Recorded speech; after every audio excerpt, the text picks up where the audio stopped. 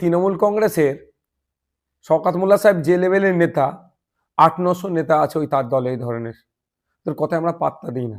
আমাদের লড়াই মমতা ব্যানার্জির রাজনৈতিক যে মতদর্শ পশ্চিমবাংলায় নিয়ে এসছে বা ক্ষমতায় থাকার পরে যে অন্যায়গুলো করছে তার বিরুদ্ধে লড়াই। সুতরাং কে কি ডায়লগবাজি করলো, স্ট্যান্ডবাজি করলো, ওতে আমরা পাত্তা দিই না। কারণ তার প্রমাণ হচ্ছে আমাদের শহীদ মিনারে পার্টির প্রতিষ্ঠা দিবসকে চ্যালেঞ্জ করে একটা প্রোগ্রাম করতে গিয়েছিল বিভিন্ন বিধানসভায়, এক নয় একাধিক বিধানসভা, ক্যানিং পূর্ব, পশ্চিম, বাসন্তী, গোসাবা, রাজারহাট নিউ টাউন, হাড়োয়া, মিনাখা, বিভিন্ন জায়গা থেকে লোক নিয়ে এসে ভর্তি করার চেষ্টা করেছিল, তাও করে উঠতে পারেন। সুতরাং রাজনৈতিকভাবে দেউলিয়া হয়ে গিয়েছে। মিডিয়ায় টিকে থাকার জন্য নওশাদ সিদ্দিকী, আইএসএফ, আব্বাস সিদ্দিকী সম্পর্কে সমালোচনা করো, মিডিয়ায় টিকে থাকবে, এর বাইরে কিচ্ছু না। আজকে হুমায়ুন কবির উনি সরাসরি জানিয়ে দিয়েছেন যে সিপিএম এবং আইএসএফ এর সঙ্গে উনি জোটে যাচ্ছেন না। তার কারণ সিপিএম এবং আইএসএফ আসন সমঝোতা নিয়ে যে পরিমাণে সিট দাবি করছে সেটা নিয়ে তিনি রাজি নন। তাই আগামী দিনে নিম সহ একাধিক দলকে নিয়ে আগামী 25 তারিখে জোটের জন্য তার নিজস্ব এজেন্ডা বা নিজস্ব প্রার্থী ঘোষণা করতে পারেন, এরকম একটা দিয়েছেন এবং পরিষ্কার করে দিয়েছেন আইএসএফ বা সিপিএম এর সঙ্গে তিনি জোটে যাচ্ছেন না বা যাবেন না। আমাকে কি প্রশ্ন করছেন উনি? ওনার মন্তব্য, আমার প্রশ্ন কি? আমার জন্য প্রশ্নটা কি? দেখছেন উনি যেটা বলেছেন? দেখুন, উনি আগে একবার স্টেজে উঠে বলেছিলেন যে স্টেজ থেকে বলেছিলেন সিপিএম কে কটা সিট দেবো, আইএসএফ কে কটা সিট দেবো, কংগ্রেসকে কটা সিট ছাড়বো। আমি সেই সময় প্রতিক্রিয়া দিয়েছিলাম। আজকের দিনেও বলছি, আমরা সিপিএম এর সাথে একটা আলোচনায় আছি, আমরা একটা সিট নির্দিষ্ট একটা সিটের জন্য আলোচনা চলছে, কোন কোন সিটে দাঁড়াবে এটা নিয়ে চলছে, এই পর্যায়ে আছে। বাকি কে কোথায় থাকবে, কার সাথে যাবে না যাবে সেটাকে আমি তো জোর করে আটকে রাখতে পারি না। তবে একটা কথা আমাদের এ রাখা দরকার যে বিজেপি তৃণমূলের বিরুদ্ধে ভোট না ভাগ হয়ে যায়, এটা আমাদের মাথায় রাখতে হবে। কারণ এর আগে উনি জোটের ব্যাপারে আগ্রহ প্রকাশ করেছিলেন এবং উনি জানিয়েছিলেন সিপিএম এর পাশাপাশি আইএসএফ এর সাথেও যাতে জোট হয় তার জন্য আলোচনা করতে প্রস্তুত, এবং তিনি আপনার সঙ্গে আলোচনা করেছিলেন, এরকমও বক্তব্য শুনতে শোনা গেছিল। উনি ফুটপড়াতে এসেছিলেন, তারপর অনেকটাই উনি পজিটিভ সিগন্যাল দিয়েছিলেন জোট নিয়ে, কিন্তু তারপরে হঠাৎ উনি বলছেন যে কারোর সঙ্গে জোট হবে না, আসন সমঝোতা নিয়ে যা শর্ত দিচ্ছে মেনে নেওয়া যাবে না। মানে কতটা আমরা আমাদের পক্ষ থেকে হুমায়ুন কবির সাহেবকে কোনো সিটে নিয়ে কথা হয়নি, বলিনি যে এই এতগুলো সিট লাগবে কি এত লাগবে না। আমরা বামেদের সাথে আলোচনা হয়েছে। উনি তো সরাসরি আপনাদের নাম করেও বলছেন আইএসএফ এবং সিপিএম। যদি উনি ওনার বলছেন বলতে পারেন, কিন্তু আমরা বলছি যে আমরা কংগ্রেসকে বা হুমায়ুন কবির সাহেবকে বা অন্য কাউকে বাম ছাড়া যে আমরা মুর্শিদাবাদ, মালদা, দিনাজপুর, পশ্চিমবাংলায় এত কটা সিটে লড়াই করবো, এই ধরনের প্রস্তাব বা এই ধরনের আলোচনা সিট ভিত্তিক কারোর সাথে কোনোদিন আমরা করিনি। তার মানে সিট নিয়ে শুধুমাত্র সিপিএম এর সঙ্গে হ্যাঁ, আমাদের আলোচনা হচ্ছে, শুধু সিপিএম এর সাথে আমাদের নয়, আমাদের সহযোগী বেশ কয়েকটা শক্তি আছে যারা বিজেপি তৃণমূলের বিরুদ্ধে লড়াই করে, তাদের নিয়েও আমাদের সাথে আমরা আলোচনা করেছি। আচ্ছা, আরেকটা প্রশ্ন ছিল, সেটা হচ্ছে যে নির্বাচন কমিশন 7 জনকে এসআইআর কাজে যুক্ত, এরকম তাদের কাজের ধরন ঠিক হয়নি, মানে যথাযথ হয়নি, সেটা নিয়ে সাসপেন্ড করেছে এবং এর বিরুদ্ধে ব্যবস্থা নেওয়ার জন্য তিনি বলেছেন নির্বাচন কমিশনের। বিষয়টাকে কিভাবে? দেখুন, আমি একটা কথা বলছি, এ ধরনের যদি ঠিকঠাক ব্যবস্থা গ্রহণ করে অনেকে সাসপেন্ড হবে। সন্দেশখালীতে আপনারা দেখেছেন ইন্ডিয়ান, নট ইন্ডিয়ান সিটিজেন লেখা ছিল। পরবর্তীতে আমরা সি অফিসে গিয়েছিলাম, কথা বলেছিলাম, তার পরবর্তীতে জানতে পারলাম এইগুলো ফলস লিস্ট পাবলিশ করেছে। বিএলওকে যখন প্রশ্ন করেছিল ওখানকার সাধারণ নাগরিক, তখন বলছে ইআরও এগুলো বলেছে। ইআরও এড়িয়ে যাচ্ছে এখন। কোনো না কোনো জায়গায় একটা এই ধরনের হচপচের কাজ চলছে। আমরা চাই স্বচ্ছ ভোটার লিস্ট হোক, কিন্তু স্বচ্ছতার নামে হয়রানিরও আমরা বিরুদ্ধে। যেভাবে তড়িঘড়ি নির্বাচন কমিশন 7 জনকে সাসপেন্ড করার নির্দেশ দিল,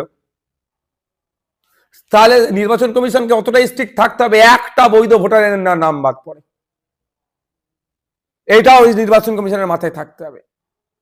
আমরা ডিওয়ান থেকে বলে আসছি প্রয়োজনে নির্বাচন কমিশনকে সহযোগিতা করব, কিন্তু স্বচ্ছতার নামে কোন রকম ভাবে ছেড়খাড়, মানুষকে হয়রানি, অবৈধ পন্থা অবলম্বন করে নাম বাদ দেওয়া, বাদ তো দিতে পারবে না, মানে কি তাকে হ্যারাসমেন্ট করা, এটাও কিন্তু আমরা মেনে নেব না।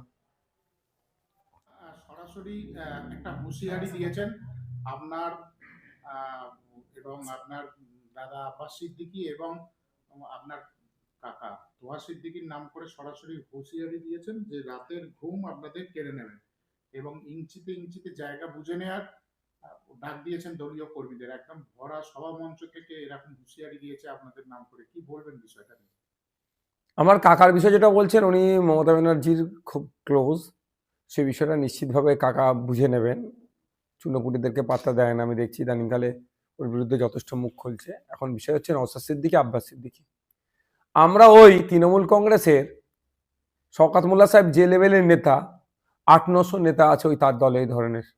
তোর কথায় আমরা পাত্তা দিই না। আমাদের লড়াই মমতা ব্যানার্জির রাজনৈতিক যে মতদর্শ পশ্চিমবাংলায় নিয়ে এসছে বা ক্ষমতায় থাকার পরে যে অন্যায়গুলো করছে তার বিরুদ্ধে লড়াই। সুতরাং কে কি ডায়লগবাজি করলো, স্ট্যান্ডবাজি করলো, ওতে আমরা পাত্তা দিই না। কারণ তার প্রমাণ হচ্ছে আমাদের শহীদ মিনারে পার্টির প্রতিষ্ঠা দিবসকে চ্যালেঞ্জ করে একটা প্রোগ্রাম করতে গিয়েছিল।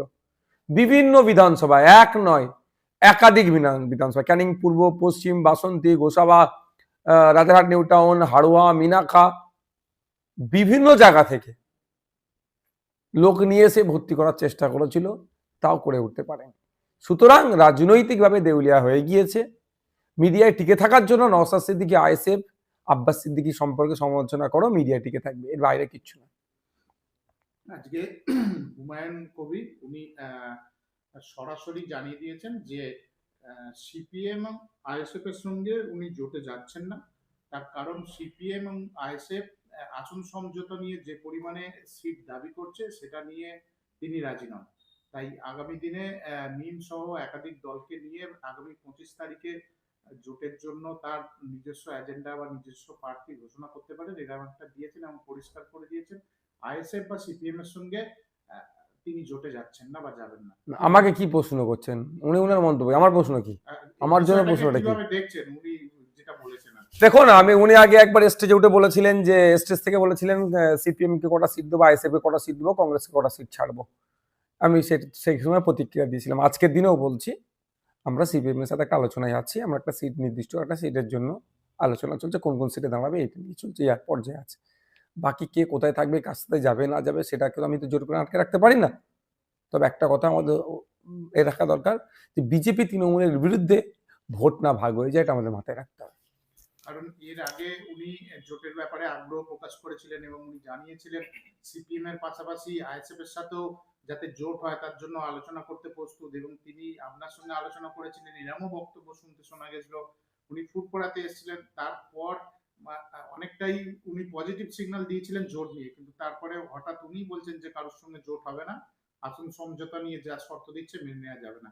মানে কতটা আমরা আমাদের পক্ষ থেকে হুমায়ুন কবির সাহেবকে কোনো সিটে নিয়ে কথা হয়নি, বলিনি যে এই এতগুলো সিট লাগবে কি এত লাগবে না। আমরা বামেদের সাথে আলোচনা হয়েছে। উনি তো সরাসরি আপনাদের নাম করেও বলছেন আইএসএফ এবং সিপিএম। যদি উনি ওনার বলছেন বলতে পারেন, কিন্তু আমরা বলছি যে আমরা কংগ্রেসকে বা হুমায়ুন কবির সাহেবকে বা অন্য কাউকে বাম ছাড়া, যে আমরা মুর্শিদাবাদ, মালদা, দিনাজপুর, পশ্চিমবাংলায় এত কটা সিটে লড়াই করবো, এই ধরনের প্রস্তাব বা এই ধরনের আলোচনা সিট ভিত্তিক কারোর সাথে কোনোদিন আমরা করিনি। তার মানে সিট নিয়ে শুধুমাত্র সিপিএম এর সঙ্গে হ্যাঁ, আমাদের আলোচনা হচ্ছে। শুধু সিপিএম এর সাথে আমাদের নয়, আমাদের সহযোগী বেশ কয়েকটা শক্তি আছে যারা বিজেপি তৃণমূলের বিরুদ্ধে লড়াই করে, তাদের নিয়েও আমাদের সাথে আমরা আলোচনা করেছি। আচ্ছা, আরেকটা প্রশ্ন ছিল, সেটা হচ্ছে যে নির্বাচন কমিশন 7 জনকে এসআইআর কাজে যুক্ত, এরকম তাদের কাজের ধরন ঠিক হয়নি, মানে যথাযথ হয়নি, সেটা নিয়ে সাসপেন্ড করেছে এবং এর বিরুদ্ধে ব্যবস্থা নেওয়ার জন্য তিনি বলেছেন নির্বাচন কমিশনের। বিষয়টা কিভাবে? দেখুন, আমি একটা কথা বলছি, এ ধরনের যদি ঠিকঠাক ব্যবস্থা গ্রহণ করে অনেকে সাসপেন্ড হবে। সন্দেশখালীতে আপনারা দেখেছিলেন ইন্ডিয়ান, নট ইন্ডিয়ান সিটিজেন লেখা ছিল। পরবর্তীতে আমরা সি অফিসে গিয়েছিলাম, কথা বলেছিলাম, তার পরবর্তীতে জানতে পারলাম এইগুলো ফলস লিস্ট পাবলিশ করেছে। বিএলওকে যখন প্রশ্ন করেছিল ওখানকার সাধারণ নাগরিক, তখন বলছে ইআরও এগুলো বলেছে। ইআরও এড়িয়ে যাচ্ছে এখন। কোনো না কোনো জায়গায় একটা এই ধরনের হচপচের কাজ চলছে। আমরা চাই স্বচ্ছ ভোটার লিস্ট হোক, কিন্তু স্বচ্ছতার নামে হয়রানিরও আমরা বিরুদ্ধে। যেভাবে তড়িঘড়ি নির্বাচন কমিশন 7 জনকে সাসপেন্ড করার নির্দেশ দিল, তাহলে নির্বাচন কমিশনকে অতটা স্ট্রিক্ট থাকতে হবে একটা বৈধ ভোটারের নাম বাদ পড়ে, এটাও নির্বাচন কমিশনের মাথায় থাকতে হবে। আমরা ডে ওয়ান থেকে বলে আসছি প্রয়োজনে নির্বাচন কমিশনকে সহযোগিতা করব, কিন্তু স্বচ্ছতার নামে কোন রকম ভাবে ছেড়খাড়, মানুষকে হয়রানি, অবৈধ পন্থা অবলম্বন করে নাম বাদ দেওয়া, বাদ তো দিতে পারবে না, মানে কি তাকে হ্যারাসমেন্ট করা, এটাও কিন্তু আমরা মেনে নেব না।